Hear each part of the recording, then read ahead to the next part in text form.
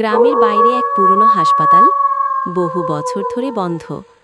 মানুষ বলে রাতের কোণে ঢুকলে আর ফেরা যায়। হঠাৎ তারা শুনতে পেল করিডোরের ভেতর থেকে কারো কান্নার শব্দ। আলো জ্বালাতেই তারা দেখল এক সাদা পোশাক পরা নার্স দাঁড়িয়ে আছে, কিন্তু তার মুখটাই নেই। তারা দরজার দিকে ছুটল, কিন্তু দরজা তখন শক্ত করে বন্ধ। নার্সটা ধীরে ধীরে তাদের দিকে এগিয়ে আসছে। পায়ের শব্দ নেই, শুধু হাড় কাঁপানো ঠান্ডা। এক বন্ধু মাটিতে পড়ে গেল, অন্যরা তাকে টেনে নিয়ে কোনো মতে বাইরে বের হলো। তোমরা কেন এসেছ? বের হতে পারবে না।